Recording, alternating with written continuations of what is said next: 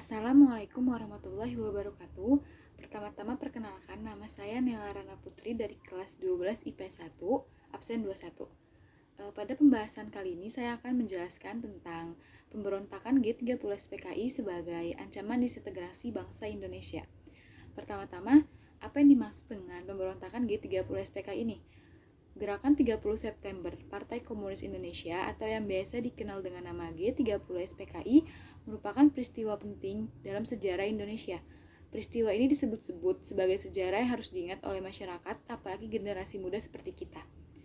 Peristiwa yang terjadi pada tanggal 30 September hingga 1 Oktober tahun 1965 di Jakarta dan di Yogyakarta adalah sebuah peristiwa ketika 6 perwira tinggi dan 1 perwira menengah TNI Angkatan Darat Indonesia beserta beberapa orang lainnya dibunuh dalam upaya kudeta yang memiliki total jumlah adalah 10 orang. Peristiwa G30 SPKI sendiri bertujuan untuk menggulingkan pemerintahan Soekarno dan mengubah paham idealisme menjadi komunis. Gerakan yang melibatkan Partai Komunis Indonesia atau PKI dan Cakra Birawa ini diprakarsai oleh Dipa Nusantara Aidit, pemimpin senior PKI. Kala itu, Kolonel Untung Syamsuri memberi perintah untuk menculik 7 jenderal dan membuang mereka ke lubang buaya. Tak hanya merencanakan penculikan, DN Aidit juga menghasut rakyat Indonesia untuk mendukung keberadaan PKI. Gerakan 30 SPKI bergerak atas satu komando yang dipimpin oleh Komando Batalion 1 Cakra Birawa, Letnan Kolonel Untung Syamsuri. Gerakan ini dimulai dari Jakarta dan Yogyakarta. Gerakan ini mengincar Dewan Jenderal dan perwira tinggi. Awal mula gerakan ini hanya bermaksud menculik dan membawa para jenderal dan perwira tinggi ke lubang buaya. Namun, ada beberapa prajurit Cakra Birawa yang memutuskan untuk membunuh Dewan Jenderal dan juga perwira tinggi. Jenderal yang dibantai oleh PKI diantaranya itu ada Jenderal Ahmad Yani dan Karel Satsuit Tubun. Sisa jenderal dan perwira tinggi meninggal dunia secara perlahan karena luka penyiksaan di dalam lubang buaya. Selanjutnya ada tujuan dari pemberontakan PKI ini, yaitu pertama itu untuk menghancurkan NKRI dan menjadikannya sebagai negara komunis. Lalu ada menyingkirkan TNI Angkatan Darat dan ingin merebut kekuasaan pemerintahan. Lalu yang ketiga ada mengkomuniskan Indonesia dan mengganti ideologi Pancasila dengan ideologi komunis. Karena tadinya Indonesia itu kan ideologinya Pancasila.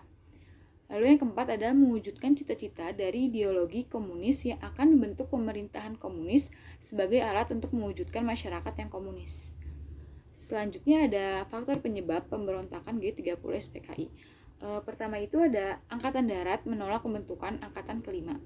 Lalu yang kedua ada Angkatan Darat menolak nasakomisasi karena hanya akan menguntungkan kedudukan PKI, yakni ajaran nasional, agama, komunis. Dalam hal ini, kata komunis membuat banyak kerusuhan hingga menimbulkan korban jiwa yang dilakukan partai ini sendiri. Yang ketiga ada Angkatan Darat menolak poros Jakarta-Peking dan konfrontasi dengan Malaysia yang hanya akan membantu Cina meluaskan semangat revolusi komunisnya di Asia Tenggara dan akan merusak hubungan baik dengan negara-negara tetangga. Selanjutnya, adapun korban dari pemberontakan G30 SPKI ini. Para korban penculikan kemudian disiksa sampai mati dan jasadnya dimasukkan ke dalam sumur tua yang kita kenal sebagai sumur lubang buaya. Lubang buaya sekarang telah menjadi sebuah monumen ya. Kemudian ditimbun dengan sampah dan tanah. Ketujuh korban dan TNI Angkatan Darat yaitu meliputi ada Letnan Jenderal Ahmad Yani yang menjabat sebagai Menteri 1 Panglima Angkatan Darat, ada Mayor Jenderal R. Suprapto yang menjabat sebagai Deputi 2 Bakat, lalu ada Mayor Jenderal Haryono Mas Tirto Darmo yang menjabat sebagai Deputi 4 Pangat, lalu ada Mayor Jenderal Suwondo Parman yang menjabat sebagai Asisten 1 Pangat, lalu ada Brigadir Jenderal Donat Izacus Panjaitan, lalu ada Brigadir Jenderal Sutoyo Siswo Miharjo, lalu ada Letnan 1 Pierre Andreas Tendean. Nah, pada saat penculikan tersebut, Jenderal Ahana Sution berhasil menyelamatkan diri setelah kakinya tertembak. Padahal beliau itu merupakan target dari adanya pemberontakan ini. Tetapi beliau selamat berhasil melarikan diri. Tetapi putrinya yaitu Ade Irma Suryani ia menjadi korban sasaran tembak dari kaum penculik dan kemudian gugur atau meninggal pada saat itu juga. Pada waktu yang bersamaan, PKI juga menyebarkan pengaruhnya di berbagai daerah seperti di Yogyakarta, Wonogiri, Solo, Semarang, dan mereka mengumumkan berdirinya Dewan Revolusi melalui siaran berita RRI di Yogyakarta yang dilakukan oleh Letnan Kolonel Untung. Lalu selanjutnya ada dampak dari G30 SPKI. Pertama itu, kekuatan politik di Indonesia sudah hancur setelah kegagalan kudeta tersebut. Lalu kewibawaan Presiden Soekarno menjadi berkurang. Lalu bersatunya TNI dan kaum agama untuk membalas PKI atau Partai Komunis Indonesia ini. Lalu yang keempat ada pembantaian orang-orang yang berhubungan dengan PKI atau dianggap pendukung PKI secara besar-besaran. Bahkan pembantaian ini dikenal di dunia sebagai anti-communist purge.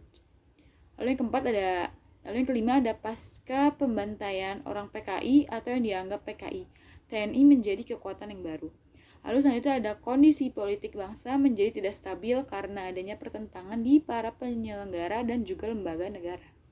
Yang terakhir, adanya timbulnya demonstrasi besar yang dilakukan oleh rakyat, mahasiswa, KAMI, dan KAPPI.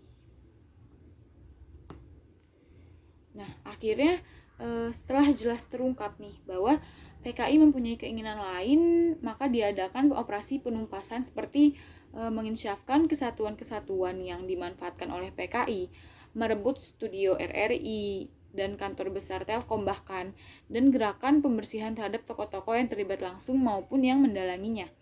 Akhirnya PKI itu dinyatakan sebagai partai terlarang dan tidak boleh lagi tersebar di seluruh wilayah Indonesia. Jadi di Indonesia itu udah nggak ada boleh lagi partai PKI atau Partai Komunis Indonesia itu udah nggak ada boleh lagi di Indonesia. Nah, pemberontakan G30 SPKI ini akhirnya menjadi salah satu bentuk dari disintegrasi bangsa, di mana hal tersebut merupakan gerakan pengkhianatan yang dilakukan oleh Partai Komunis Indonesia atau PKI untuk merebut kekuasaan dan mengganti dasar negara dengan ideologi komunis. Yang tadinya Indonesia itu dasar negaranya itu Pancasila, Partai Komunis Indonesia ini ingin mengganti ideologi Indonesia menjadi komunis, bukan Pancasila. Oleh karena itu, mengapa saya menganggap bahwa pemberontakan G30 SPKI ini menjadi salah satu ancaman bagi disintegrasi bangsa Indonesia. Karena dengan adanya pemberontakan ini banyak sekali kejadian-kejadian yang memakan korban jiwa yang cukup banyak. Demikian hal yang bisa saya sampaikan. Kurang lebihnya mohon maaf. Wassalamualaikum warahmatullahi wabarakatuh.